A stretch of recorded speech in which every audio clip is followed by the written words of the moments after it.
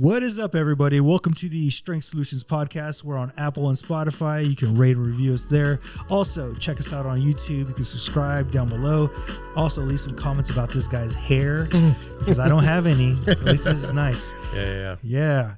Also, if you're looking for a website, it's strengthsolutionspodcast.com. Email strengthsolutionspodcast@gmail.com. Also, if you're looking for us on social media, it's Strength Solutions Podcast on Facebook, TikTok, and Instagram. On Instagram, I'm Strength Solutions Edwin. I'm Strength Solutions Nathaniel. All right, we got a good guest here. Yeah. Nathaniel personally knows this person. I do personally know this person. I thought he didn't have friends outside the podcast. I swear I do. She's right here. I promise. Okay. So this is a good friend of mine. Today we're going to do something a little different. So we're kind of doing a live sort of consult with a client, a person who's new to fitness or maybe is already on their fitness journey. I'm going to go ahead and let her introduce herself now. You can say your name, who you are. Hello, I am Kim, and I don't know. I work at an elementary school as a sign language interpreter. Cool. And then I also bartend at San Pedro Par 3. Cool. It's a driving range. It's like a golf course thing? Yeah. You do some golf stuff, right? I know. She's got the shirt that says, it just says golf. So on the bartending thing, we're going to go ahead and we're going to take a little shot here. Me and Kim are going to take, what is this? A Jose Cuervo Especial Blue Agave? Yeah. Agave is the best kind. I don't know how to say that. Especial? Especial? Yeah. Special. Oh, special. All right. Here we go. We're going to go 3, 2, 1, boom. First shot on the podcast.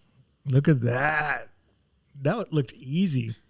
That's not that bad. That's actually, dang, okay. It's muy especial. Oh, okay. There we go. That's why. Yeah. Now we'll do the rest of the podcast in Spanish. Fuck. Me necesito aprender. It has like a little lime flavor to it. That's pretty good. Yeah. I don't know. Maybe it's just the tequila flavor, I guess. Blue agave, tequila. Start slurring. There is no lime. My country accent comes out. So I'll introduce a little bit more here. Me and Kim used to be co-workers. We used to work at this really cool place. I don't know. I guess I could say the name of the place, right? It doesn't really matter anymore. Yeah. I don't even think they have the job that we used to do anymore. I think that job is like gone because they got. Ooh, I don't know if I can say this stuff because I think there was like some sort of there's there was like some scandal thing that happened, and I'm not really sure like what it is or anything. I know Camille knows a little bit more about it, and some of our older friends. So maybe we should. Out. Yeah, we'll have like to ask. I was about to apply for the sister company, like like the main one. Yeah. Everybody's like, what the fuck is the company? That's probably what's gonna happen. I have a lot of questions right now. But like just the sitting behind the desk, like I don't know if I could ever do that again. So let me talk about this job for a second. So we were, I guess, translators, I guess is what you would call it, interpreters. Not interpreters. Yeah, literally just people would talk on the phone and we'd literally just repeat everything that was said, and we had to talk in a very robotic tone like this, and so it'd like pick it up and like it just printed out on the screen, and we had like go and edit and everything. It was for people who were deaf or hard of hearing, so they had like or a people special that like later lost hearing, didn't know sign. They had a special phone that had like text that would come up, so instead of hearing you on the phone, I would just read it. It was like subtitles. Like exactly. Yeah, we were like human subtitles. Yeah. And so it was like a 3-way conversation, but like they didn't know we were there. They knew we were there. They just would try and talk to us, but we literally had to just repeat what they said as if we were robots. We weren't allowed to talk to them. We weren't allowed to say anything or anything like that. So we were pretty much. When you got a call, like a hold, like when you're on hold. Yeah. We loved those. You didn't have to do any work at all. You just like press call hold over and over and over again, so that they knew they were like still on hold for it. But dude, man, what a weird job because you're. Well, I have a quick question. Go ahead. Y'all ever have to like say, the word sex or anything like that? Oh my gosh. The word sex. We would interpret like we would repeat sex calls. Like people would be having phone sex. And I remember sitting in the office when I first got hired, and I was like, so what if something happens that I'm like not comfortable with? And she was like, you just caption the phone call. And I was like, for real? I got a suicide call. Yeah, dude. I got Wow. weird calls. I mean, because you're listening to like private conversations I had some all day. extremely racist, and you have to Yeah. you have to repeat it. Mm-hmm. Like extremely racist. Like I felt sick afterwards. Because it's like a Oh, wow. it's like a government job, so they're like entitled. We could not Yeah, have our phones. Like we had to leave our phones in our car basically. Because we're listening. wow. Because we're listening to like bank calls, so I'm hearing people's social security numbers, like bank account Extremely information. personal information. Yeah. Like to her point, I mean, I guess I could talk about the calls I had, right? Because I mean, like it's not. I like, mean, it's yeah. not. We don't know names. We don't Yeah, know. yeah, Like and this I'm- was how many years ago? Yeah, too? I'm not even under contract anymore. But so like one of like I think one of the phone calls I remember the most, and then maybe you can say yours, is I remember I got a phone call and it was like this guy calling from prison, and he was calling his like girlfriend, and I remember like hearing because it was like, you know, whatever penitentiary like is trying to connect to your phone, like do you accept the like, you know, charges or whatever, and so she said yes, and it was like a total like phone sex call, like he was just like, you know, come on babe, and she was like doing all this stuff, and I was like, god damn it, like I was like, why do I have to do this right now? And dude, it just like went on to, because then it like turned into this thing where he was like, are you like seeing anybody else? And she was like, well, you know, blah, blah. And I was like, dude, I'm watching like a soap opera right now, bro. And then, you know, there'd be other like just like super boring calls. Like some people would call in from like churches. Oh, really? And you would just like caption the whole fucking church service. You'd just be like, I never got one of those. And then God said, blah, blah. God, The so annoying. conference calls. Okay. Yeah. Those are I annoying got too. a conference call. I wanted to end it. Like, Yeah, because you have to caption every single person. and So- then it was like, what, after 2 hours, you can transfer You to can something transfer the else? phone call, yeah. I had a conference call. It Yeah. was over 2 hours. And I I was remember- like, wow. transfer. I got a conference call from like, I guess I can't say the name of the company. It was a very large airplane company. And it was like the CEOs of the company, like talking about like all the inner workings and stuff. And I was like, whoa, this is crazy. Like it was a really got interesting. some tea. Yeah. got Definitely some one of tea. the most interesting Wow. jobs I've ever done in my life. Would I ever do it again? Fuck no. Hell no. Yeah. But it was a good That's why time. I struggle with like applying to the sister company because Yeah. I'm just like, and I know it'll help my interpreting Right, skills yeah. so much, but because you also it's nationwide, Yeah. So like signs are different in different parts of the country too. Like it's like Really? how so like okay, think about it, like Chicago, like the way they like the way they say things, it's like the same. Like even here to Austin, True. some of the signs vary because Austin has a really large deaf population because that's where the Texas School for the Deaf is. And so, Oh yeah, Camille lived by that school. Yeah. How interesting. so like all over the nation, signs vary. And so like it helps and you learn. Is it I more need like tech this. bro signs? Like you're like computer. No, like, Elon there's Musk. jargon. There's jargon and Yeah, stuff like that how too. Like weird. it's a language. Yeah, so right. All languages vary, and so How crazy. So can you go into that a little bit more? How did you get into signing? I know that so at the company, a lot of the people that work there, just for everybody listening and for Edwin too, is like a lot of people were in sort of like sign language, like a lot of us from the interpreting program. yeah, like worked there. And I there just were I just 3 worked or 4 there of us for like a random ass sure. job. Yeah. 4 of us for sure. It's that I at know least in of. our like little group, right? Like, and so can you tell me how you got into that? What do you do with it now? I know you said that you're a teacher. Element- and so, interpreter. Yeah, elementary I know, interpreter. yeah. Yeah. And so go into that a little bit so we can hear about so it. I don't know. So, long story about it is I read a book that had the ABCs in the back of it when I was like 7 or something. And so it was always like, I'm from a tiny, tiny town. Like Okay. my town, when I graduated and left, there were 611 people in my town. Like I What? grew up on a dairy farm. I graduated with 30 people. You gotta milk cows. Like, I grew up on a dairy farm. That normally wasn't my job, though. I would Okay. normally feed the baby calves because it. me and my 2 sisters, for a long time, we were the only girls. Like, all my cousins are boys, and we all lived down the street from each other. Wow. So I just realized that, like, I'd be over there feeding the baby calves and playing while they're literally scraping bullshit off the pens Hey, man. and, like, doing, like, real work. We take these W's, man. That's a win. Yeah, so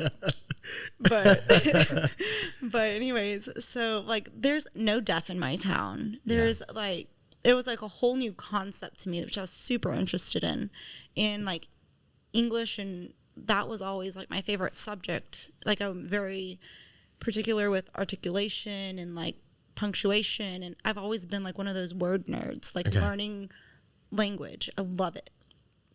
And so whenever I got to college and I went to Texas State, I saw I could take sign language. And I was like, oh, I don't want to do Spanish. Yeah.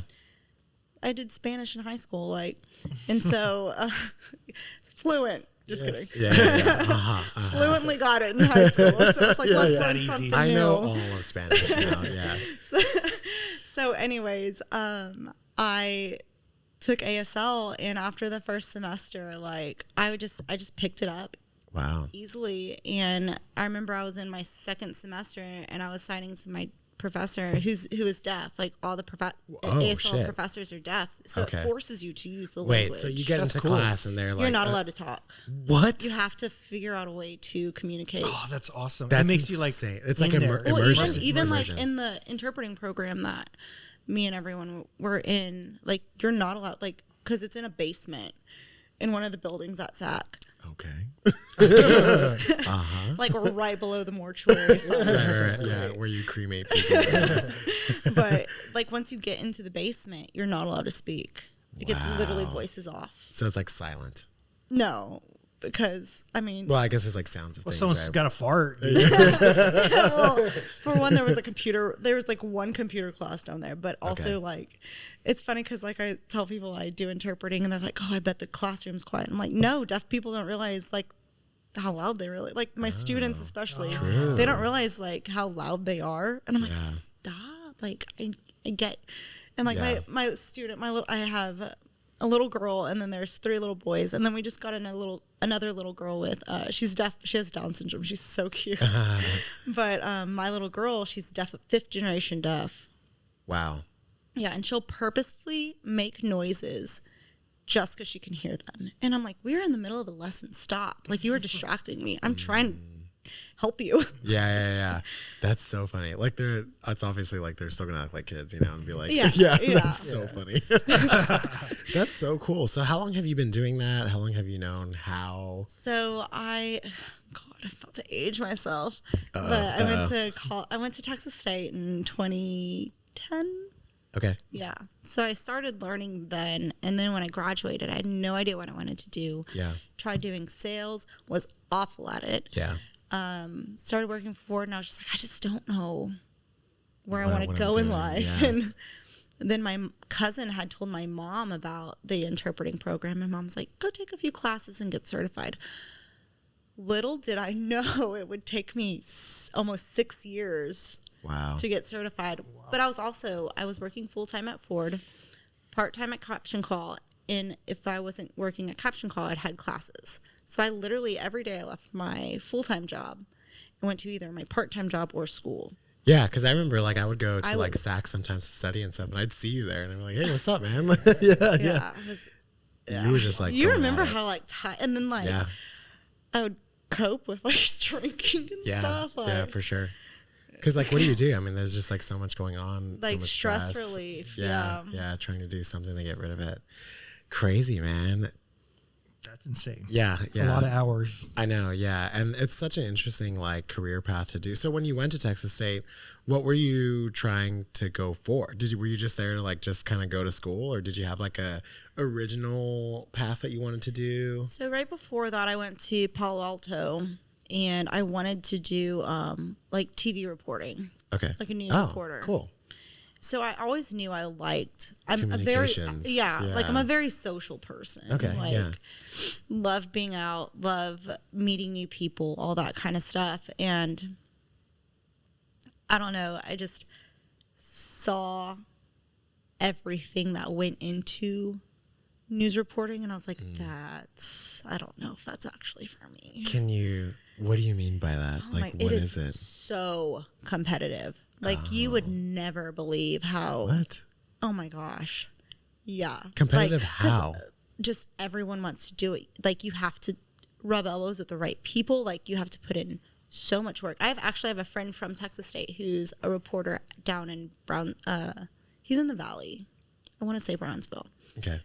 But like the fact that he got to where he is, like, because he's like an anchor, like was. I don't know if he still is, but so he's like sitting there reading the news. Yeah, he's like the guy at the desk. Like, wow, you would not believe how many people like go for that and like That's how crazy. cutthroat.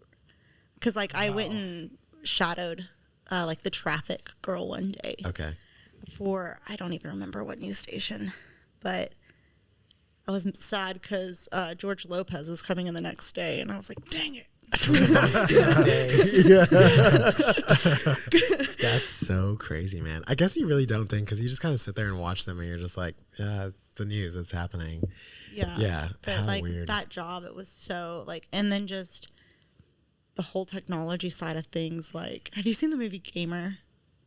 No. So it's like, how do I put this? Like, it's so high tech. Like the movie, like the technology in it, like they have prisoners to where they put like this chip, and these kids can control these prisoners and do like real time, like fighting. I feel like I remember that. Yeah. And so, anyways, like when you got down to the technology part of everything, I was like, that's too realistic for me. Like, wow. I don't know. It just. How weird. Have you ever been on a set? No, I mean, besides this one. No, because I've gone with Mufit lived Fox you're 29. right. Yeah. What is it like? Dude, studio is super small. You're compacted. You think everyone's like in different parts of this? They're all right next to each other. Yeah, they're all Just right next different to each camera other. The way they angles. have the cameras angled and everything. It looks ginormous. Like and this, it's tiny. Like this room here is probably as big as one of the rooms. You're kidding. No. That's where they do the fucking news. There's some rooms that are bigger. Right? Sure. So you're telling me that in that room, like they're doing the traffic, they're doing the weather, they're doing. Well, so like the traffic girl, like hers was like, she had like a broom sized closet, like that she would go into to do the You're traffic not reporting. serious, dude. It's not that big. Like you What? should go there. The Fox 29 is on. I mean, I guess 410. now that I think about it, those places are kind of small. They're not big at all. Yeah, it's not like a giant building or anything. What? The waiting room's bigger than. My mind is blown right now. That's insane. The kitchen set is probably this big. Yeah. That's insane. And they're like, we just cooked this right here. I was like, there's not even steam coming off this. No, it's real, Edwin. Everything on TV is real, dude. That's crazy, man. Okay, so you went for that. Then you did ASL, right? So you graduated from there. And then where did you go from that? So in the later part of, my program, because I was part-time, I only did night classes because I was working full-time. Yeah. And so the later part of it, I finally got to the point where I was at Ford and I was like, there's this class I have to take. They only offer it. Like, I have to take this before I take, like, we had like a midway test to know if we're ready to like start taking, like, our ASL skills were strong enough to start the interpreting skills. Because it's totally different. Like, just knowing to sign and then interpreting, completely different ball game. Because let me explain what interpreting entails. Like, so you have to think, someone's sitting there talking, you're listening to what they're saying, but English doesn't translate. English doesn't translate fully into ASL. Sure. It's like Spanish where it's conceptual and it's very visual. Like, it's a 3D language. And so you're listening, you're taking it in, signing out meanings and concepts in a way that is clear, because it's not English order. Like, you have to think, like, what goes first, what's going to make this message the clearest. While you're doing that, putting it out, you're like, oh, what's that sign? Or was that clear? Or there's not like a sign for something. And so you have to expand on the concept while you're still listening to what's being said. And it's like this internal rotating, like, getting this message out there. Like, so you're constantly listening. You have to be extremely conscious. Yeah. It makes me think when people are like speaking Spanish and then someone's trying to interpret it back in their head in English, it's not verbatim. Right. Exactly Yeah. how You're almost like, they kind of said what do they this. mean by this? Right. Yeah. Exactly. How crazy. Yeah. And so, I don't know. So, like, you have to, like, take this test to where this has to be good enough to start learning that mental process of it. And I look back at my videos because we record everything we do, obviously, so we can review it. But I look back at those videos and I'm like, oh my God, that was so bad. But can you look back at the videos and understand what you were trying to say?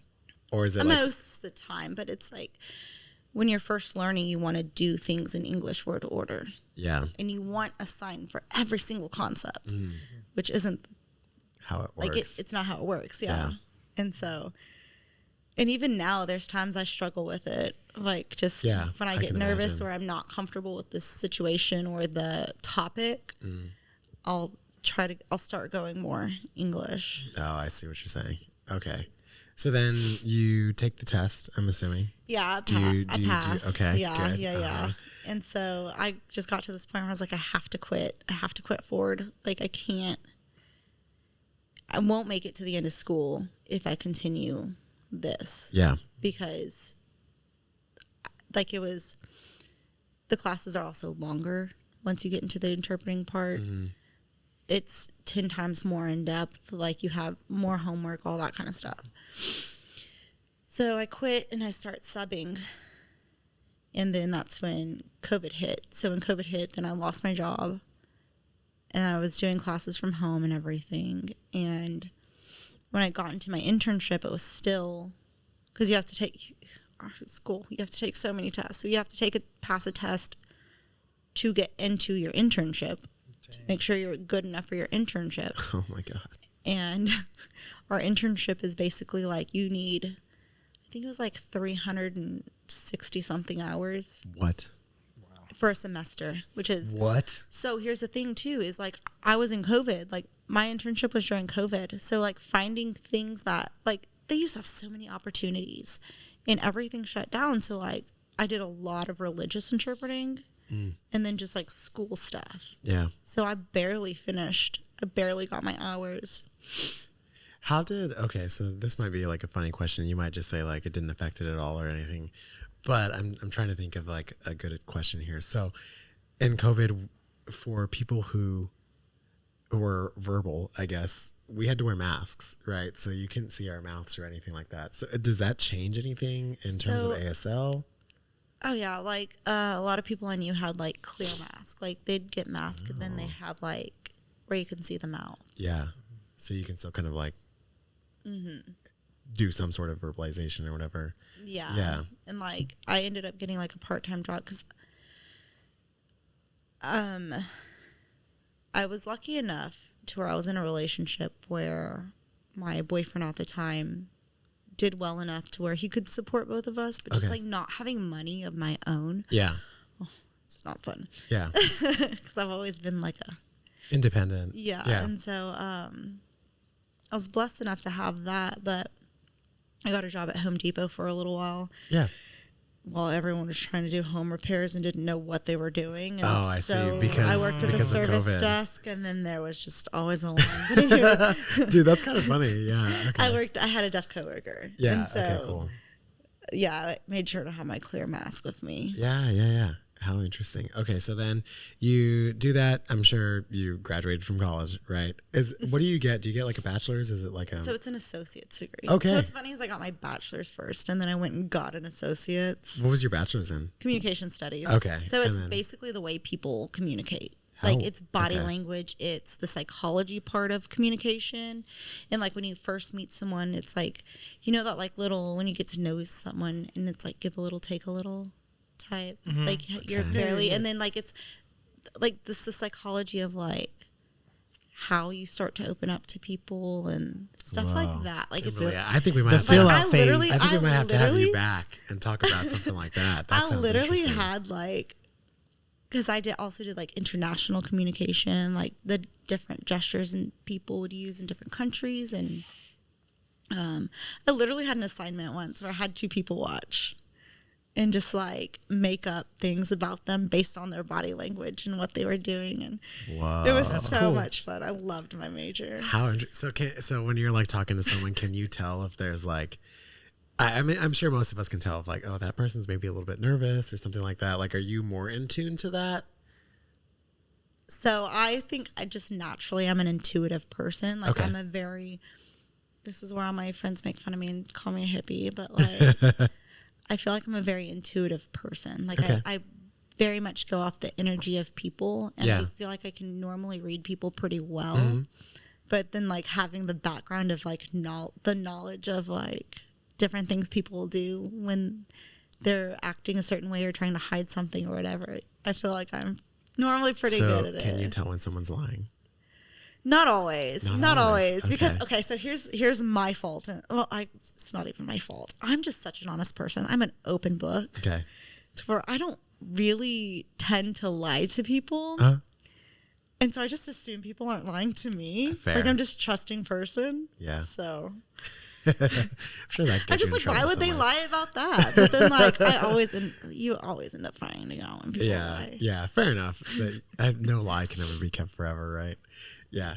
Very cool. Okay, so then you do that, you're working now, and then so tell me now, we're gonna move into like some of this stuff. So I've seen, you know, we're friends on social media and everything like that. I see that you golf. I want to know a little bit about this. Is this like something that you do all the time? Is it just is it like your sport of choice? Yeah. Okay. Yeah. Yes. So talk to us a little bit about that. Okay. So it started when so I was, and this is kind of like golf kind of really started my fitness journey, to be honest with you. Okay. I was at a point in my relationship, like me and my ex, we would sit at a bar almost every freaking night. Dude. And I got to the point where I just hated it. I feel that.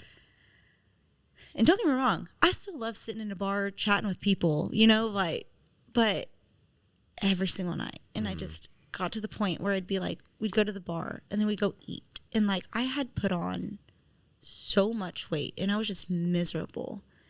And then, or I guess it kind of started with volleyball really, but like my school district has a volleyball team, like league. So each school has their own team.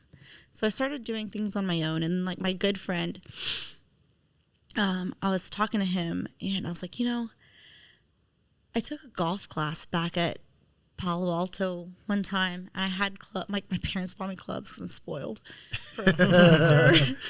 And so I was like, I kind of want to get back into like swinging. Like I did pretty decent. And he goes, I have clubs. Like I grew up golfing. Like let's go. And then we had such a good time. I'm like, let's do it bi-weekly. Like let's come hit balls bi-weekly, because there's this one place called Bushwoods. It's a little trash bar, but it has a driving range in the back. Cool. So perfect, right? Yeah. Bucket's $10. Like, hell yeah. Oh wow. Yeah. But anyways, so then I'm at a bar and I meet this one guy, and I get to talking, and I said something about golf. He used to be a golf instructor. Oh. And so he's like, this is my language. So I started golfing with him, and then I just naturally started picking it up. And I'd always I golf probably at least hit balls. I try to golf, like play a course every 2 weeks. Okay. But I hit balls like 3 times a week. How interesting. I don't think I know many people who golf at all. You're just not around the right people, because I know a lot of people Fair who golf. enough. Yeah. When I was shadowing like a physical therapist, I know that he was like he had like this, I don't know, like golfing PT certification thing. It was super weird, but he was like really into it too. But I don't know the first fucking thing about golfing, dude. I've never even been to a driving range. I've never hit a single ball in my entire life. At work. Dude, I'm down. Yeah. Where is it? What is it called? So it's San Pedro Par 3 and driving range. Okay. Is it the one that's it's like past North Star Mall. Like you just keep going. Okay. On San Pedro. Do you know what a par 3 is? No. Do you know what par is? No. So par is how many times you get to hit the ball each hole. Okay. So you have par 3s, par 4s, par 5s, and it So depends on the distance chances to hit the ball. To make it into the hole. Okay. And so this is a 9-hole course that each hole is a par 3. So you get 3 shots. For each hole. Yeah. Okay. And that includes tee off. Okay. A lot of people like to go to this par 3 because it's only 9 holes and it's a faster game. Yeah. That's a shorter so instead course. Oh, yeah. Okay. It takes like an hour, 15 minutes. Okay. What about mini golf? Is that okay? I mean, it's shoot. People don't realize You don't want to be a 3-putter. You don't want to be a 3-putter. I've mini golfed. I've done that a lot. Yeah. Do you mini golf? Have you ever mini golfed? Oh yeah, I've mini golfed. Are you good at it? No, because no. Honestly, I haven't been mini golfing in forever. Okay. Because, or putt golfing, whatever it's called. Yeah. I haven't done it in forever because it just makes me want to actually go play the game. You're like, this is fucking dumb. I want to go hit an actual ball. I'm bored. Yeah. I want to full swing this. I hate it here. Where's my driver? That's so funny, dude. Okay, so how long have you been golfing? So honestly, it's only been, I think it was like August or September of 2022. So not super long. No, not at all. Yeah, but like I just took to it. So, and like my buddy, the one that I met at the bar that, the instructor? Yeah, he used to be an instructor. Like, he's like, I don't know what it is. Like, he would tell me the most random things and I'd just be able to implement it. In terms of like cueing? Wow. Mm-hmm. And that's so like, good, man. That's a good and coach. So he's just like, and then like I had another friend, he's like, I'm like, I don't know what I'm doing. He goes, you're not slotting. He goes, so that's like where you pull your arm, like you want your arm close to you in your swing or whatever. But he's like, did you ever do an armpit fart? And I go, what? Yeah. Yeah. And he goes, when you're coming. Yeah, of course. Duh. But he's like, whenever you're coming down, pretend you're going to do the most rowdy armpit fart. Just like fucking get it in there. And I did it. Yeah. And he looked at me and he goes, I've never seen you. And like he worked at the course with me, this guy. And he goes, Kim, I've never seen you hit it that far. Damn. And I was like, it's the armpit fart, man. Yeah. That armpit fart. But really, it is like, it's funny because like in personal training too, like for cueing and stuff like that, sometimes you got to make up like silly stuff in terms of like how you get to that point, you know? And so it's like when people are doing, like, let's say they're going to do a deadlift or a glute bridge or something like that. A lot of times I'll tell them like, I'm like, this might sound a little bit funny, but my best cue for you right now is like, pretend like you're trying to squeeze a credit card between your butt cheeks. Yeah. And it's like, they're like, okay. And in cheerleading, we always used a penny. Okay, a penny. There you go. Yeah. Or I'm like trying like a $1 bill or some shit like that. Yeah. And then they're like, oh, okay, I get it. Like now I can go ahead and like squeeze and I understand now, you know? And so it's really cool, like in terms of coaching, of being like, oh man, this is how. There's sometimes just like silly little things that you say. Now, okay, so here's the one thing I do know about golf. So I forgot who I was talking to recently, but someone was telling me that you're not actually supposed to like come down and sort of hit the ball. You're supposed to like go. Well, okay, I guess I should say come down. You shouldn't hit the ball like you think you do in like mini golf, where you're just kind of like hitting the ball this way. You're supposed to like hit like down onto it. Does that sound right? Is that like something that is right? Do I know what I'm talking about here? It depends on the shot. Okay. Because your swing for your drive is completely different than your swing for a wedge. Okay. So like when you want to chip it up and flop it, and the faces are because they're angled. The angles right? are different. Okay. Yeah. So like you're using, and people don't realize how much of your body has to just flow. Like it's all part. Like it all has to come together to like be a fluid swing. Like your hips have to rotate a certain way, your weight has to be a certain way, your whole everything has to come together in the right way to hit that ball the best you can. And everyone thinks you just swing and hit the shit out of it. Yeah, that's what I would do. One of the things my friend tells me, he goes, slow is smooth and smooth is fast. Someone else told me that. Yeah. Okay. And so once you get slow that, is smooth and smooth is fast. Okay. And once you get that like down, that's when you can start putting more urgency into your swing. But like right now I'm working on, I keep rocking back on my weight onto my back heel instead of like keeping my weight forward or whatever. It's just every little compartment. Yeah. Like it all has to work together. And it's so, oh gosh, it's such a complicated, fickle little game. I have understood through time that I'm like, okay, golf is much more than you think it is. But then once you hit that pure shot, There's nothing. It's like There's nothing like it. When you get that women's longest drive in the tournament. Okay, so have you competed? Have you done like Yeah. I tournaments and just stuff? got women's longest drive. Dude, like, let's fucking go. Congratulations. I played in a tournament. I'm going to put your name and then comma women's longest drive. Yeah. So people know like, oh, okay, now I know who I'm talking to. Yeah. And like, it's funny because I don't know. I was talking to there's this girl that goes to the par 3 a lot. She plays a lot of tournaments. She puts in a lot more practice. And a lot of it's like, I would sit there and I record myself swing and I go back, review it. And like, I'll see what I do on a good shot compared to a bad shot, where my arm positions are, where my weight is, how my hips are rotating, and like sit there and compare them side by side. Just hoping I can replicate the good shot. You know what I mean? Like, what am I like to stop doing this thing on the bad shot? And there's so much that goes onto it, and my sisters laugh and they're like, "You're so addicted to it." And I go, "Well, there's worse things I can be addicted to. Fuck so yeah, let's dude. just go with it." That is awesome. Edwin, have you ever golfed? I have, yes. I took a class do you like in it? college. Got my clubs in my car if you want to take some swings later. Yeah, let's do it right at the windows. I don't like it personally. Really? No. Why don't you like it?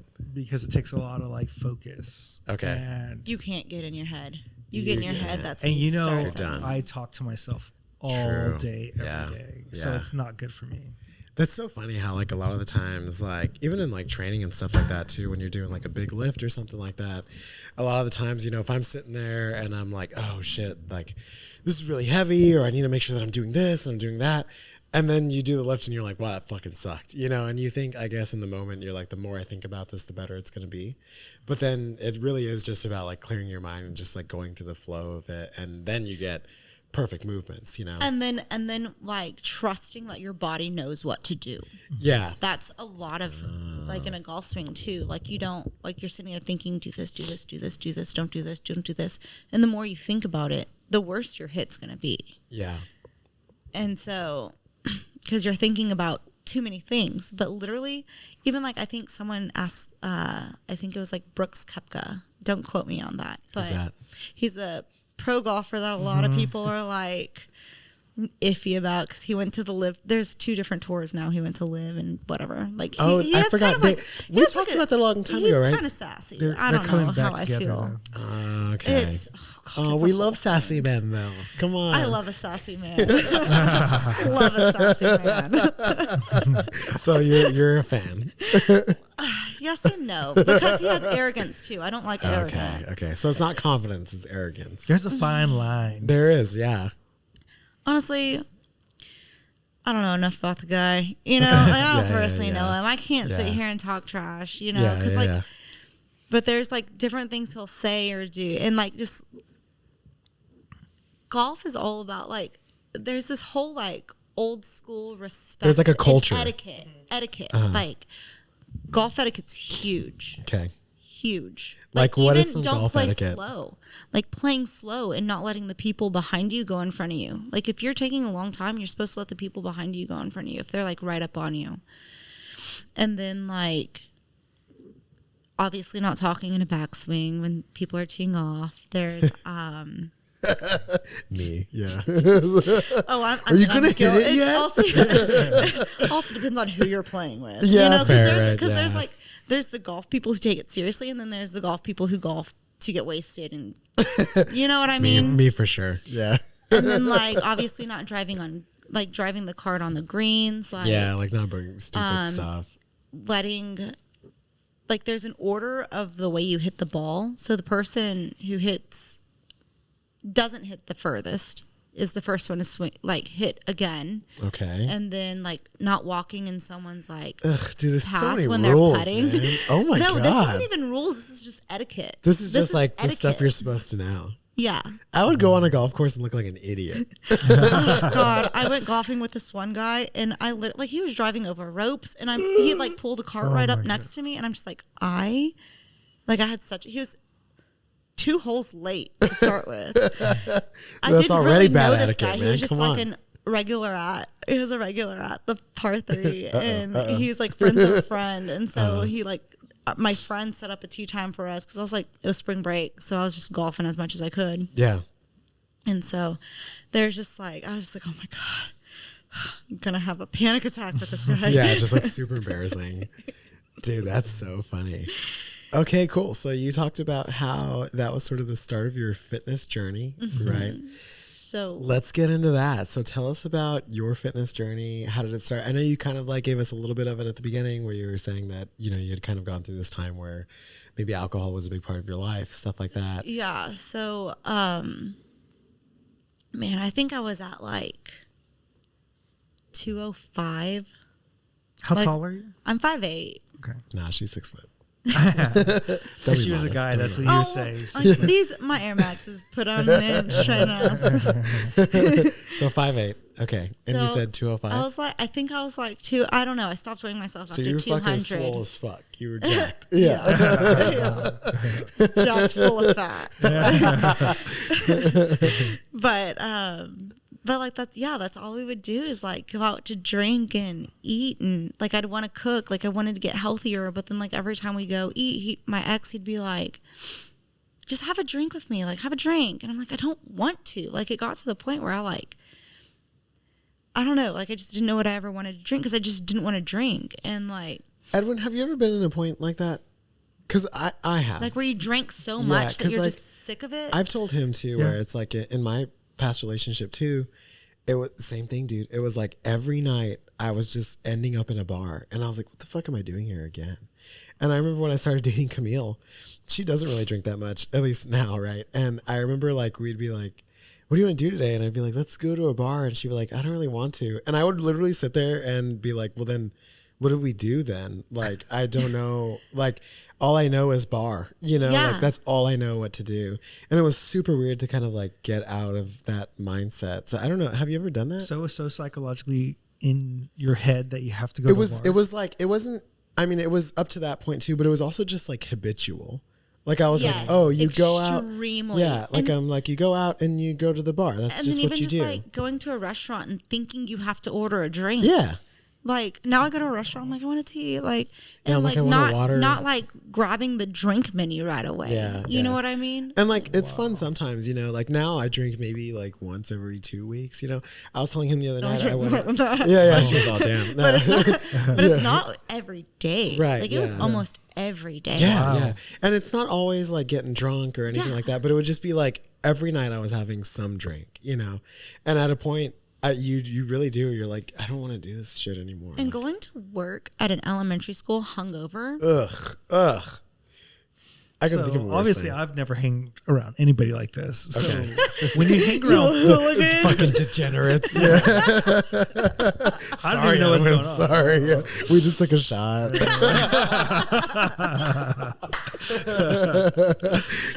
So, what is it like being around people that are like that? Oh, you know, because we question. talk about environment all the time affecting your fitness journey. How do you, Kimberly, go. She's chomping at the bit. Yeah. So that's one thing. Like, don't get me wrong. I still have my bar friends. I'll still go hang out at the bar with my friends. Mm-hmm. But having those friends who are also into lifting and golfing, and a lot of golfers are very into their health because being like, and I mean, don't get me wrong, you can be heavy in golf. Like anyone can golf. But like the focus, like depending on like the drive that you want to get good at driving or whatever it is, like a lot of people, like being in the golf course, a lot of people I know and have met are super into their fitness, and just being around those kind of people.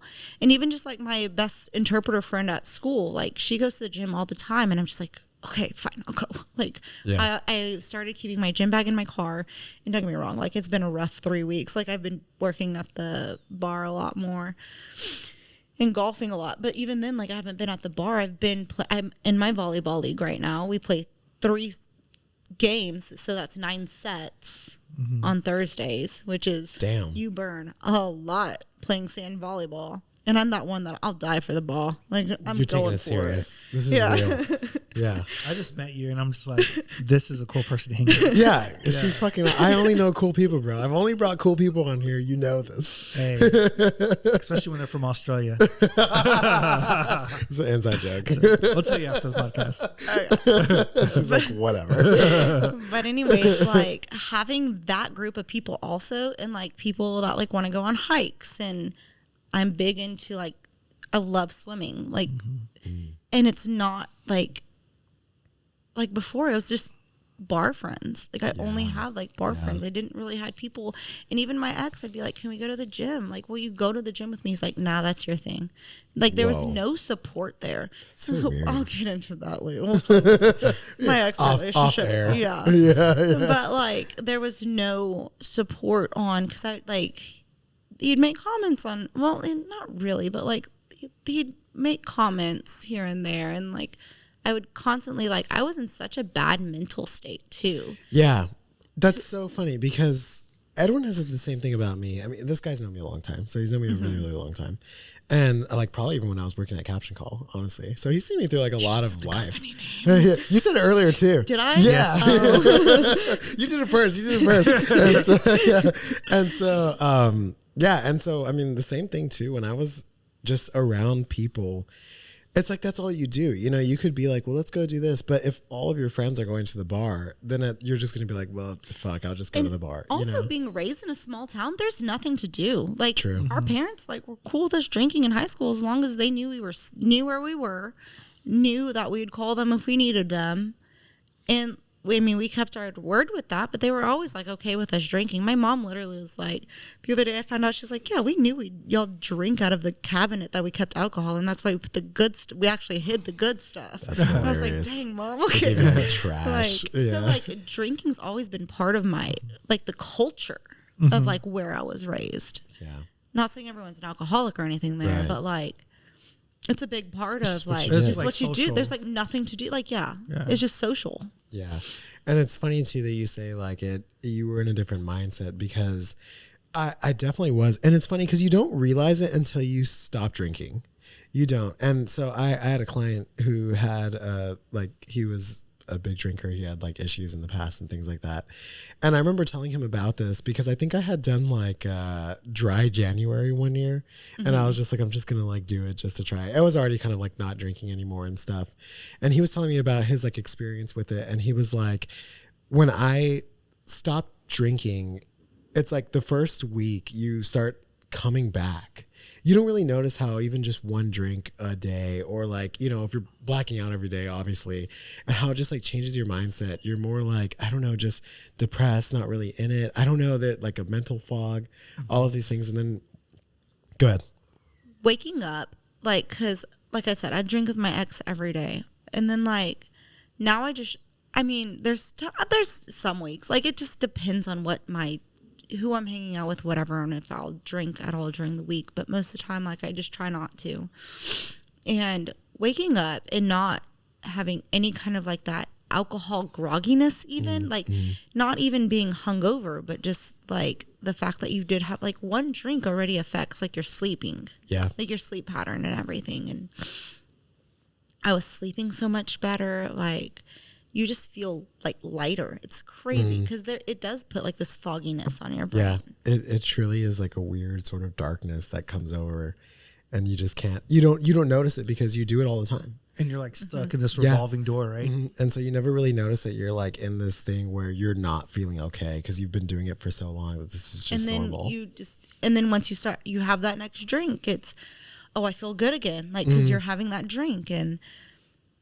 But having that good feeling when you're not drinking, it's a whole different, I don't know. Yeah. Does that make sense? Yeah, totally. Okay. It does, yeah. So how did it feel when you started separating yourself from those bar friends? How did they take it? So a lot of it was I was leaving my ex.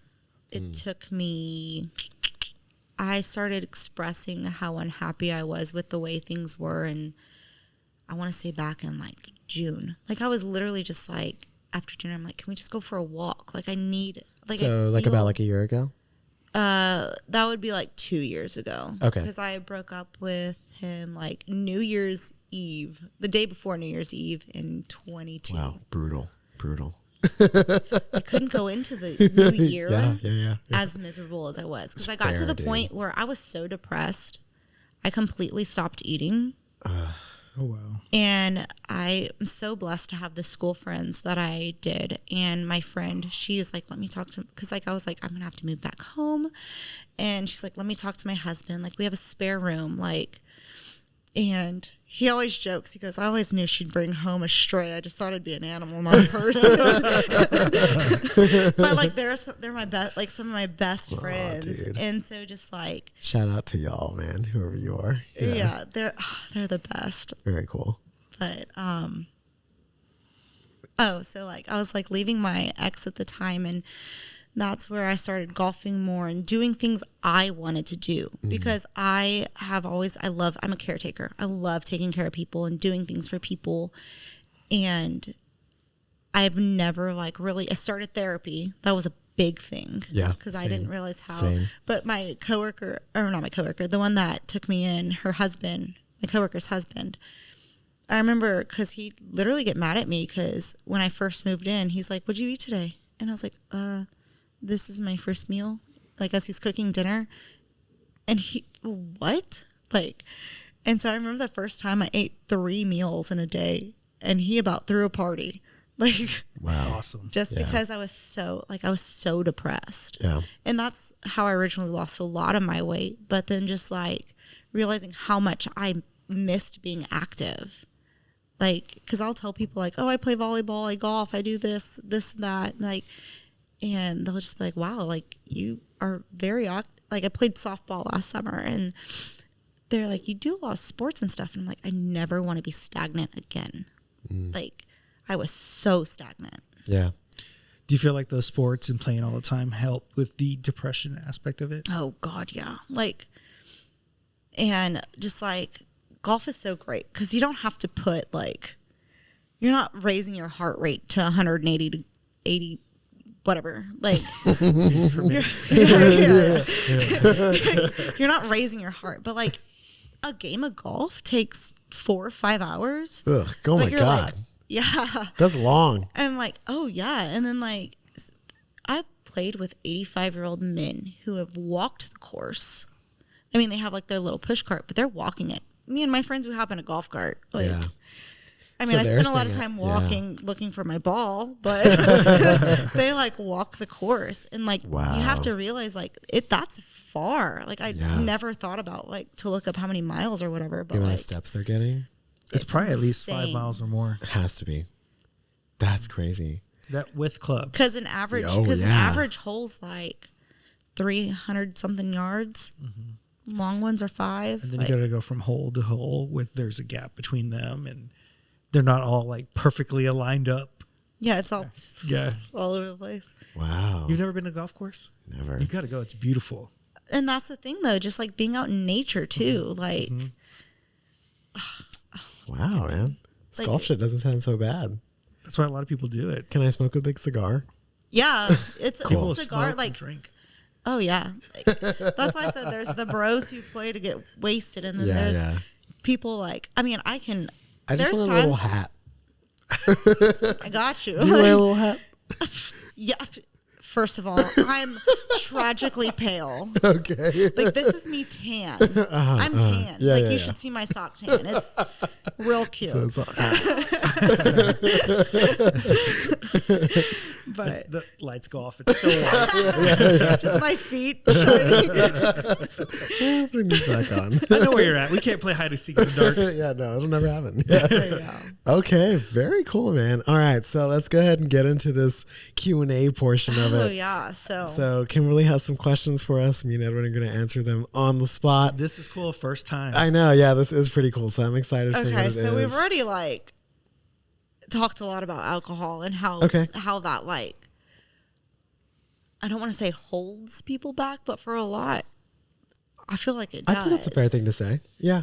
Because like when you get out of work, what are you gonna do? Go to the gym or have a drink? Like, Yeah. much easier to go sit at a bar than go to.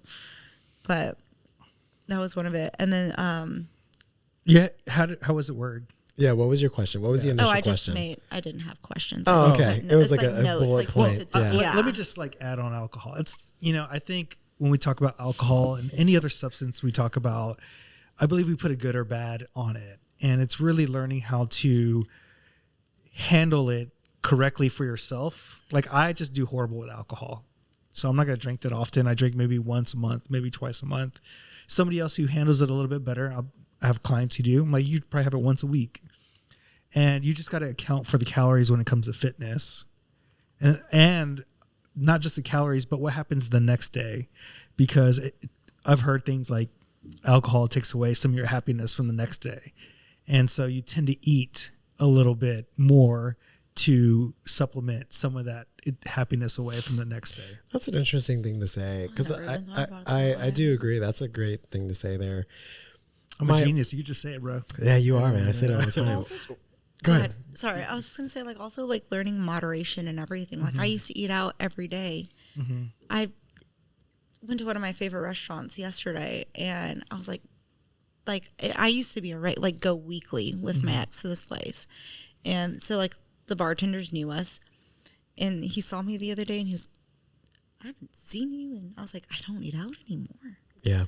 Like if I eat out, it's super planned, or basically that, like, or if someone like brings me food. Yeah. With alcohol, I think it comes down to behavior, right? So I think both of you had good points where you're saying like it takes away from the next day, and how you have to think about how it affects you. Because, if you do go and you decide to have a drink first, right? Like you're like, I'm gonna go to the bar with my friends and have a beer. You're not going to the gym, man. I'm not going to the gym. God, I'm having the beer and I'm like, whatever, fuck it, I'm just going to go home, right? And so that day is pretty much already gone. Like even, and I think too, thinking about behaviors too, is that if I go to the gym first, I'm in the mindset now where I don't want to go to have a beer. Exactly. I don't want to have a good drink. If I go to the gym, I don't want to. Yeah, because now I'm in the mindset of like, well, no, I'm healthy, I'm doing the right thing, etc. And that's why a lot of the times we tell people like, even just coming to the gym, even if maybe the progress is slow or you're not really making it or whatever, the mindset change it makes for you is such a huge thing, especially like you're talking about in your case, right? Where it was like, once I started doing that, how you said it helped with your depression, being more active. I don't want to be stagnant anymore. Like think of all of these things that it's done in terms of your just perspective and how it's changed. But not even like your endorphins, the way your endorphins are going and stuff. Like why am I going to ruin that with a beverage that I honestly don't even want? Yeah.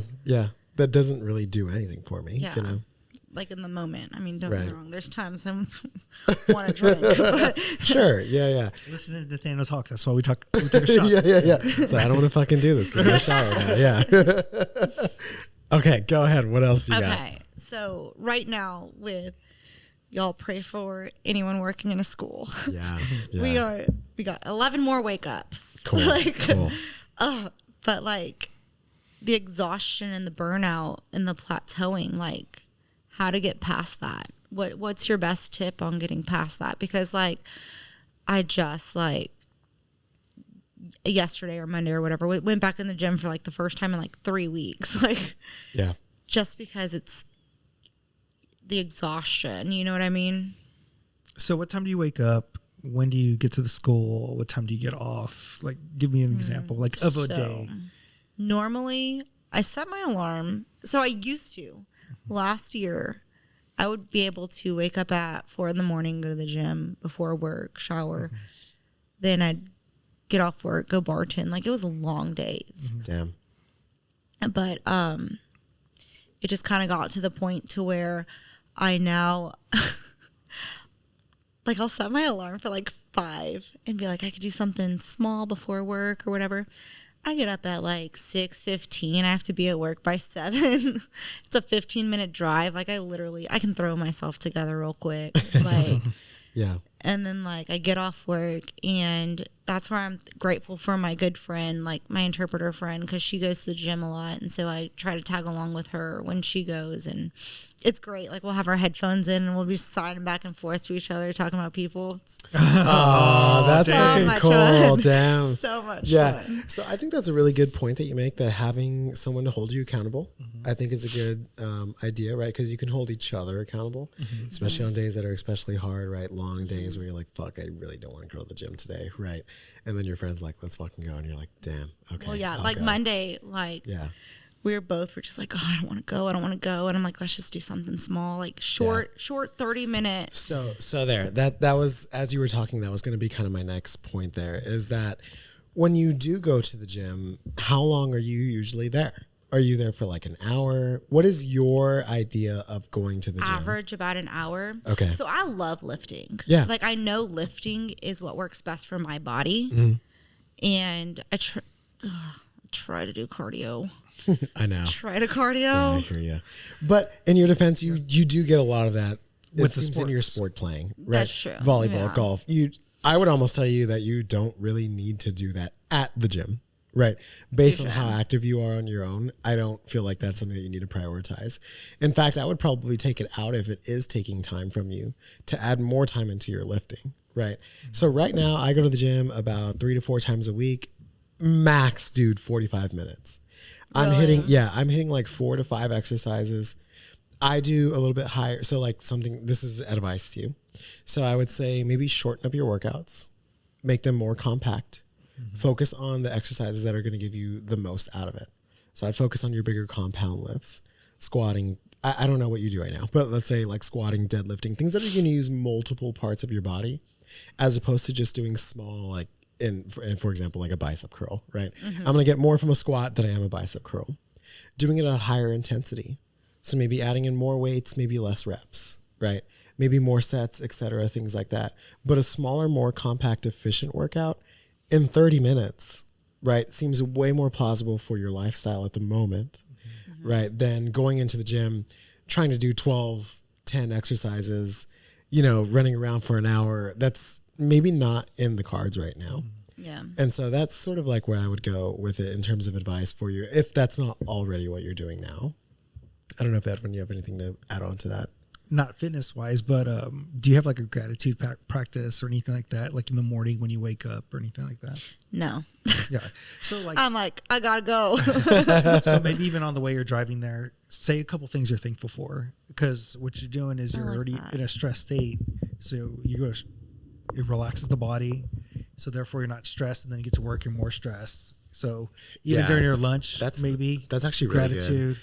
I'm lucky. I have lunch with like 2 of like my best friends. Very like nice. our lunch times at the same time. So that's a good thing to do, because in the same concept, it seems like we've had like at least like similar some sort of experiences together. I would catch myself on the way to work being like, fuck today, I'm fucking tired, I don't want to do this, I'm exhausted, I'm stressed out, work is gonna suck, blah blah. And I would catch myself and be like, what the fuck am I doing? I'm sitting here just being so negative to myself, and then getting to work and continuing it, and then getting home and continuing it. And I'm never getting this break. So now, and it sounds really dumb, I've talked about this before, I still do it now. And when I wake up in the morning, and the first thing I think of is like, I'm going to have a good day. And I'll say it a million times over and over and over again. Even if in the moment I'm like, this is so fucking dumb. I don't even believe this for a second, right? The more often that I say it, I'll get to work, and by then I'm like, I'm believing it, Like and manifesting. Yeah. And I'm not sitting there and being like, I'm going to have a fucking good day, like blah, blah, blah. It's like, I'm literally sitting there like, this it's isn't going to be, suck. yeah. Even that, right? Like, this isn't going to suck. This will be okay. I'm going to get through the day. It'll be fine. I'll see my friends. It's, it's just a few hours. I can get home, do whatever. And like, that really sets your whole mindset up to where maybe at the end of the day, you aren't as mentally, emotionally exhausted. And you do have more energy to get to the gym at the end of the day, because so like talking about therapy and stuff like that, one of the things that I talk to my therapist about is, and I'm sure you do this, I'm sure we all sort of do this, where it's like, I'll get to work and I'm like, I have like so many things to do when I get home. I have to do laundry. I have to work on my computer. I have to do whatever. And then I get home and I've been thinking about it all day. I've expended all the energy that I could have used doing that task, thinking about doing the task at work. And then you just get home. And then you get home and you're like, fuck it, dude. I want to have a beer and watch TV or something. And then your whole day, you did nothing. Right. And so a lot of the times is what I'll do is when I get into those sort of cycles is I'll, get to work. Maybe I think about those things and I'm like, yes, I do have to do laundry when I get home. Yes, I do have to work on some things. Nothing is going to change about it until I do those things. So sitting here and sort of like in my rocking chair of just going over and over and about it. Right. I'm going to wait. Yes. I'm going to wait until I get home and then I'll do it. And when I do, I get there and I'm like, I do have the mental capacity to actually complete these tasks that needed to be done today. And you can use that in terms of the gym, right? Because if you're sitting there all day and you're like, I don't want to go to the gym. I don't want to go. I don't want to go. I don't want to go. Well, then what the fuck do you think, right? Like, I'm not going to want to go to the gym, And so even just a small second of being like, I'm going to get to the gym at 5 p.m. today after work. Done. Don't think about it anymore. You're over it. You've already made the decision. It's done. Your energy can be saved for that moment then. And then a lot of the times once I do get there, like I'm fine. Like, and there's times my body's more exhausted. Yeah. But like, I used to be really good to where like, I'd be like, listen, a bad workout's better than no workout. Yeah. And so a half-assed workout is better than no workout, right? I tell my clients all the time, you're never, ever, ever going to regret working out, but you'll always regret not working out. Always. Love that. Yeah. Writing that on my mirror. Yeah, there you go. So even if you go to the gym, like for me, this morning was fucked up, dude. Woke up at 4, had to get to the gym at 5 for a client. I had like 2 hours in between. I was like, what do I do? Should I go home and just like nap again? Should I go to the gym? Whatever. And I was like, fuck it. I'm just going to go to the gym. Spent 40 minutes there, did my whole workout. Took a shower, still got to work on time. And then now I'm happy, right? Because I got my workout in, all my stuff was done. And I just made the decision, I'm going to go and that's it. And so, I don't know. That's sort of like my little 2 cents. You always feel better after you work out, right? Always. You're never going to work out and be like, oh, I shouldn't have worked out today. Like, never. No one ever thinks that, ever, Why did I do that? Yeah. Why did I invest in my body? So dumb. Yeah, like no one does that, right? And so I think that if that would help at all, that's sort of my advice to you there. Not like... this is the sign for it, but just like fixating and like what is it? Let me see that. It's like where you constantly thinking about something, like obsessing over it. There you go. See, so now you applied something to it, right? And so now you can think about that later and be like, I'm not gonna do that. And I've already been like telling everyone this summer, it's golf, gym, and swim. Fuck yeah. I love it. I love that. Yeah. Gym tan laundry. Golf, gym, and swim. Yeah, there you go. You need a shirt that says that. Okay. Any other questions? Just caffeine intake. Okay. Man, I'm probably the master of this one. Too much, or like, are you like? What is your question? Is it just about caffeine? So it got to the point to where. So I have an autoimmune that causes me to have chronic fatigue. Okay. I also have ADHD. Caffeine helps me focus. Okay. But it got to the point where I was so reliant on it. Like my coworker was like, I'm trying not to drink as many energy drinks. She has a Red Bull right now, buddy. It's a huge one. It's a 64 ounce. No, it is not. Anyway, Just continue. done. Yeah. Anyways. No, I'm leaving. Shotgun. No, anyways, so it got to the point she like bought caffeine pills. Like they're natural caffeine pills. Okay. I like how we make it better. It's natural. Yeah, it's organic. Green it's tea artisan. extract. Artisan. I don't know. They're like 200 milligrams a pill. But there's like times like I'm so exhausted. Yeah. There was at one point I was taking 2 in the morning and then like drinking pre-workout at the gym. That's already too much. 400 milligrams. Like my pre-workout is 400 milligrams of caffeine. It's like 800,000 milligrams a day. But even like Jesus Christ. Then I also like would take like have an energy drink in the middle of the day. Like so you're like 1,000 for sure. It was easy. A lot. Yeah. Like my friend was like Kim, and I was like, I didn't even realize. Like it never even clicked that I was drinking this much caffeine. Yeah. To where I was just thriving. You were living off it. Yeah. Yeah. Not thriving, just like dependent. I'm not thriving. Yeah. Dependent. Yeah. But like, what do you think? Like the max you should have in a day, I guess you should say, or like. Okay. I think it's dose dependent on the individual first. Yeah. What is your half-life of caffeine? I'm very sensitive. I can't have a bunch. But also, I don't think the amount you're doing is... I cut back. I cut back. Okay. Once I realized, I was like, ugh. But you also can look for things that are like Organifi's, like red juice, non-stim kind of items Yeah, that they make give non-stim you pre-workouts. give you energy as well versus just having caffeine. So they just use like natural vitamins and minerals. Yeah. Also, I would like to know, like, what is your blood work like? Because if you're deficient in certain mineral, certain vitamin, So that's another thing though, is like I'm anemic and I have that's a big a part. bleeding disorder. You Where know my what? I body remember doesn't that. Okay. my Yeah, body yeah. doesn't produce the protein that causes your blood to clot. So I'll say, I'm going to say this. I knew somebody who had the same exact thing as you did. And I remember that's how I remember being like, oh, wow. I think that's how we sort of like started a little bit like getting more. It was the like, shark group. The sharks, man. Yeah. Shout out to the sharks if y'all are listening right now. Anyway, yeah. And I remember like talking about it and you were like, I have the same thing. And I was like, what the fuck? I never knew that. And so, yeah. So having an iron deficiency is going to be huge, right? Because your body literally cannot utilize oxygen as much as it can anything else. So you're going to feel more fatigued, right? And with your condition, from what I remember, is that I don't think it matters how much iron like you can eat an iron gummy and it doesn't matter. It doesn't change anything.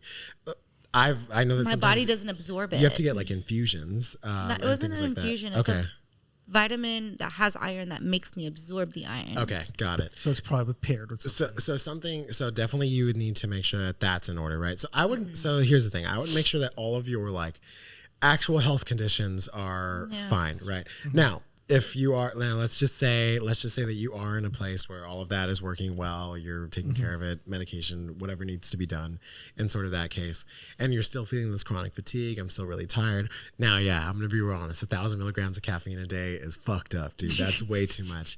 No one should be taking that much. I usually stop at like my max range is like 400. Like if I've had 400, I'm like, fuck, I fucked up today. Like that was way too much caffeine for me. Right.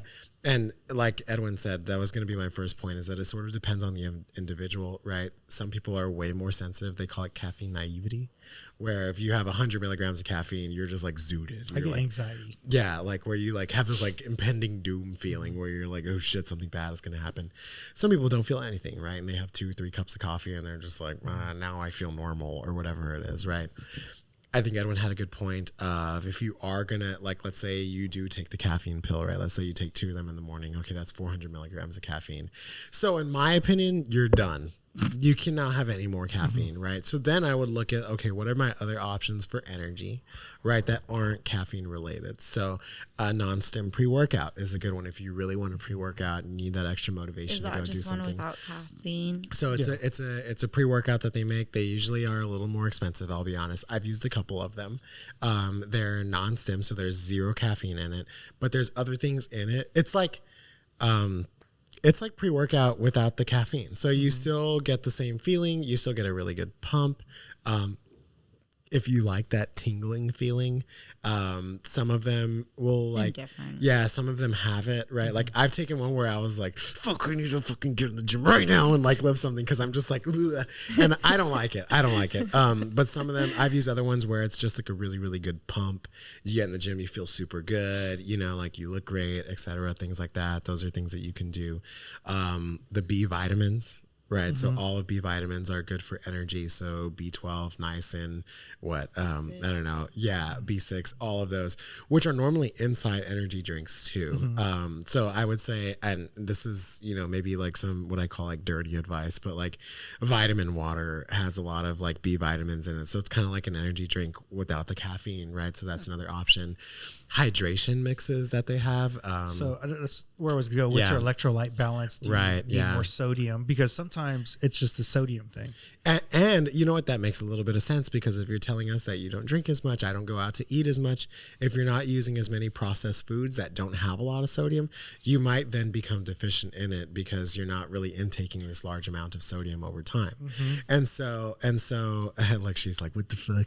And so and so there's brands. So the one that we like the most is a brand called LMNT, which is like a packet that you cut and you pour it into water, and it has like sodium. I think it has potassium and I'll do like liquid magnesium. IV, so like liquid IV, things like that too. Yeah, so you might. It's just it's so pricey. That's fair enough, right? Yeah. And so I mean, I've even done to where I'll just get like pink salt, and I'll put it inside my water, and that's my pre-workout, because it's just like sodium. Like it's sodium water, and you're going to get a pump from that because it's going to help you retain a little bit more water. So when you're moving and stuff like that, you get go ahead. Maybe add it during your workout. Maybe add it during your workout. Or like right before you start, drink a little bit, and then during your workout. So here's something that we learned from someone else on the podcast, and it's something that I've used too. So a lot of people, when you take your pre-workout, do you take it before you go to the gym? I drink like half of it before I go to the gym, and then like I'll finish it at like as you're working out. And like the beginning of my workout. So a lot of people tend to do that, right? Where they'll take the dry scoop before they work out, or they drink all of their pre-workout, because that's kind of what it says on the bottle. It'll say like take like 45 minutes before you go work out or whatever it is. Now, what we learned is that if you were to do that in the middle when you take caffeine, or if you take anything that just tastes good, it gives you a little bit of dopamine, right? A little bit to where you're like, this is good, this is fine, whatever. And it helps you kind of get through that next set over, and then you can kind of continue through it. Now, if you take all the caffeine at the beginning and then you go into your workout, you kind of like, it's like like you're here, right? And then you do your first like 2 exercises and you're like, fuck yeah. And then after that, for me at least, it's like, boom, I'm like wiped now, because I gave it all in the beginning and then now I'm done and I have nothing left to go off of. So if I would say is like, don't drink your pre-workout until you get to the gym. Do your first couple sets and then take a sip, and do your pre-workout as you're going through the gym. And what I find too is that when I'm done with the gym, I still have energy. So there's definitely been times where I've gone to the gym, worked out, and then I'm like fucked up. I'm so tired. I just want to go home and eat and go to bed. And so if you still have more day to do, right? Like if you're like, well, I got to go work tonight or something like that, it kind of helps you get through that bit of it instead of having it all just depleted at the very beginning. I have 2 questions. First, do you take your sleep seriously? No. So do you okay. All right, well then never fucking mind about everything I said, Kim. No, not that I don't take it seriously. Like I'm definitely like. And how old are you right now? I'm 33. Oh, you can't ask her that, dude. No, it's fine. I'm 33. Listen, you know what? At 33, I feel like I'm like at my top. Like I've never been. First of all, not even that I'm like amazingly healthy or anything, but I've never been so satisfied with who I am. And don't get me wrong, I have a lot of work I still need to do. But like, it's finally the first time where I give myself grace now. Yeah. I've never given myself grace. I've never really loved who I was. Like I've always like been negative, and like I'm finally at the point, and I mean, therapy. For sure. But yeah, so like even though like I'm 33, single, whatever, like never been married, don't have any kids, like I'm okay with it. I'm okay with not knowing where my life's gonna end up. So there is a supplement that may help you. It's called magnesium glycinate for sleep. And I got him on it. It's changed everything for him. So I'm in the and same I heard boat. that's good for ADHD too. Interesting. Like I have ADHD, but I heard magnesium is supposed to be really good for. I can't Let me speak look on into. that. I'll look into more of like which version of magnesium it is, because there's different ones. Different ones. So I actually take magnesium oxidate now because that's the one that I was just found that was easiest to get. I actually feel like it kind of helps me a little bit more. Do you take it before bed? I take it before bed. So I take it about like 1 to 2 hours before bed, and usually about like that 2 hour mark when I'm actually getting ready for bed, dude, I'm ready for bed. And it's not in this sense where if you take like a Z-Quil or something like that, you're just like ugh, and like super like groggy and weird. If you take the magnesium, it's like it sets me up. I feel like a natural sort of like I'm tired, I'm ready for bed, I'm good to go. And what I find the most, so my issue with sleep is, number one, I don't get enough quantity, right? I usually get about 6 hours, sometimes 7. But I also have an issue with staying asleep. So when and that's like whenever you asked how my sleep game was or whatever the way you phrase it. I was just sleep game. That's not what My I sleep said. game's on point. Yeah. I just realized how that sounds. Anyways, like falling asleep and staying asleep. Yeah, so I would wake up like how seriously you asked how seriously I take it. It's just like I would wake up like 3-4 times a night. And just like for no reason. I'm a light sleeper. Yeah. And so when I take the magnesium, it is like I can sleep 6 hours. I can sleep maybe 5 hours sometimes. Yeah. Wake up and feel like I slept. Wake up and feel like, wow, I actually slept. I actually feel like I got restful sleep, because even on nights where I would get 8 hours of sleep, 7 hours of sleep, I would wake up and be like, fuck, man, I'm so mad. I'm like tired of being tired all the time. And it literally was like night and day. I took it for about a week. And by like the 3rd, 4th day, I was like, whoa, I texted him and I was like, cause he didn't tell me what it was. He was just like, take this before you go to bed. And I was like, all right, whatever. And so like by like the 5th day, I was like, I'm ready to get my paws I was like, fess up, bro. Like, what is this stuff? Because I need more now. And so I just buy it from HEB. Comes in a pill. I think Edwin does 400 milligrams. Mm-hmm. The pill that I found was 500. Works for me. It's fine. And I try not to have this yeah in reach. Yes, definitely. She's got her phone. Everybody. My phone. Like just because like if I'm like having trouble falling asleep, what do? Go reach for my phone. Yeah, which is funny, right? Like, why is that what we do? You know, we should fucking light a candle and go back to bed. Catch your place on fire. Yeah. Look, man, whatever gets me to sleep. Okay.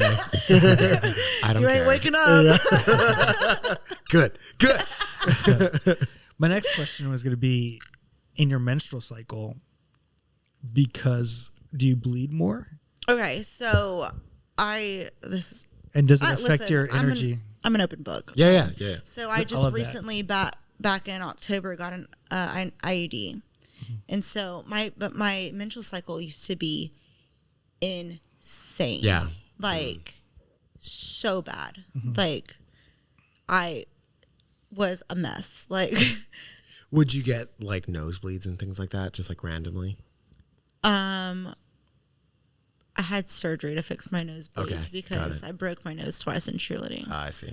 So I shouldn't ever bleed again. Yeah, it's pretty much like hemophilia, right? Yeah. Because like my nosebleeds, it wasn't like a nosebleed. It was like oh no, I need to. Yeah. Like I would have to hold something underneath my. Like there was one time I had a cup and I just held a cup there and I filled it up like an inch and a half. Like my nosebleeds were insane. That's crazy. Yeah, but like my menstrual cycle was really heavy. So for people that have this condition, they usually prescribe like birth control and things like that because it helps with like regulating the cycle clotting and stuff like that. So yeah, so I just good. So got on it, and that's taking care of that a lot. Yeah. Like it's so much better, and it's supposed to get to the point where I won't have one anymore, like a period anymore. That's like I'll still. IUD does. Yeah. Is it like the copper one, or is it like a? It's the one that has hormones in it. Okay. Yeah. You know what they do? Oh my gosh. Oh, I know. And it hurts. Yeah. And they don't nothing. anesthesia. Literally, like, so I love yoga too. Like I'll do yoga sometimes. Like the only reason I don't go to yoga as much is because now that I work for the golf course, I get free golf. And like I'm already paying for my gym. So it's like these are 2 free things for me to go do. Yeah. With yoga, I have to pay every time. Yeah. Love it. And it's good, helps my golf game because it helps my like back flexibility and shoulder flexibility and stuff. But literally the only thing that got me through getting that insertion was like focusing on my breathing. Yeah. And my doctor was like, "You're doing great." Literally, they walk out of Can you hurry up? they walk out of the room and I just start bawling. Yeah. Yeah. It's extremely painful. I couldn't get out of bed. Like my friend, he's such a sweetheart. Like, he knew I was like nervous getting it done, like having, you know, I was nervous about it. He like texted me to check up on me, and I was like, I'm cramping so bad because like the day you get it, your cramps are insane. Yeah, like one of my friends, she was throwing up. She was cramping so bad, and so my friend was like, "How are you feeling?" And I was like, "I can't find my heating pad, but I can't get out of bed to look for it." He brings me a heating pad and some dinner. And Let's fucking go. Yeah. You're the bomb, man, whoever you are. Yeah. Shout out. You didn't do too much. Let's bring it back down. No, he's great. Well, cool, man. Is there any other questions yet, or is it the last one? Real quick what do you think on fat burners? Like, do you think it's trash? I think it's caffeine. That's all it is. That's all it is. Yeah. It's just like a ton of caffeine. And you don't need any more caffeine. Yeah, so it really is. It ends up being just like a super mega dose of caffeine because it brings up your metabolism, right? And we were talking about this the other day. I forgot who. I think we were just talking about it on our own podcast. But we were talking about like saying the term burning fat burning, that term there never, ever like burning the fat off of your body. That's not what's happening. It's never what's actually going on. It's maybe bringing up your metabolism. And when we talk about that, it's like maybe you're burning an extra like 2 calories per calorie that you used to burn or something like that. It's never this crazy thing. It's man, it's a loadable, really, it is. Especially the ones that you would get from like just a supplement store or something like that. Yeah, I would. So I had like friends that would like swear by them, and I was just like, but you have to work out regularly for them to actually do anything. So we talked about this too, where it's like people focus too much on things that they don't need to be prioritizing, right?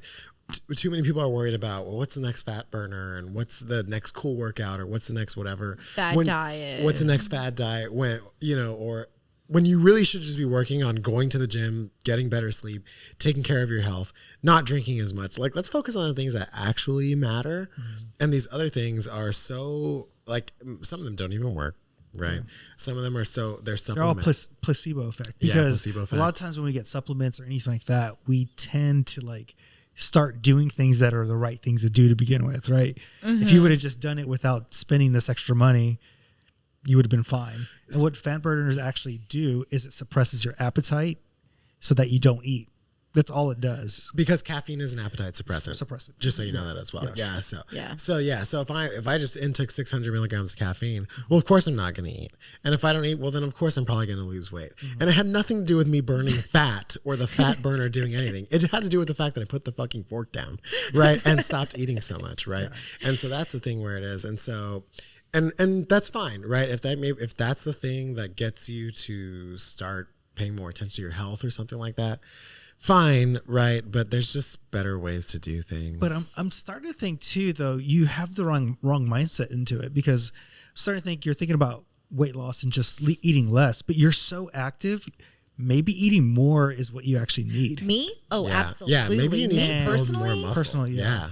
No, I know I need to eat. Yeah. Honestly, that probably is a lot of my energy thing too, is that my body has nothing to burn. It's like, I'm stopping the podcast. So we're done. I'm tired of this shit. So a way to eat more would be just, okay, let's focus this month just on your protein. Just make sure you hit your protein target this month. Yeah. Because like with ADHD, like on weekends, like I try not to intake caffeine or anything.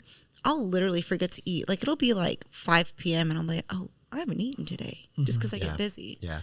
So like I would say that's a good goal, right? So usually when we talk to clients and stuff like that, they're ready. They're like, give me the meal plan, tell me what the fuck to eat. I'm gonna do everything and I'm gonna go, it's 0 to 100 immediately. And we're always like, let's try and like start with maybe getting more vegetables, or whatever it is. But that's a good goal. Usually we tell people, and in your case, I think, trying to hit that protein goal first. I hate protein shakes and protein So bars, don't do it. Don't take chicken, beef.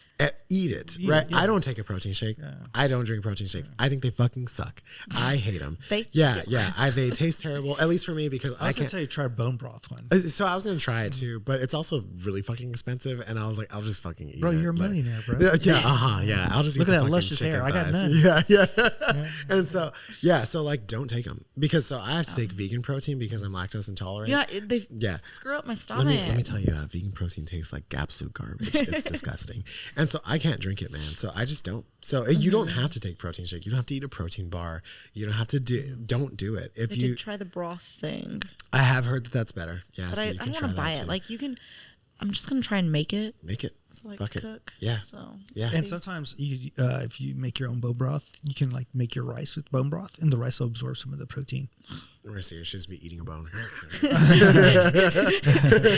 time on podcast, woke up gnawing on a steak. She's like, so I took your advice. I just eat meat. It's all the energy. All right. I think that's a good place to stop right there. And if you guys are liking what we're doing, please check us out on Apple and Spotify. You can rate and review us. Also, if we're on YouTube, you can subscribe down below. You can comment. Then, if you're looking for a website, it's strengthsolutionspodcast.com. We have free blogs, free guides, and programs on there for purchase. Also, if you're looking for an email, to email us future fitness questions, it's Strength Solutions Podcast. Then, if you're looking for us on social media, on Facebook, TikTok, and Instagram, it's Strength Solutions Podcast. I'm on Instagram. I'm Strength Solutions Edwin. I'm Strength Solutions Nathaniel. Until next time, guys. What?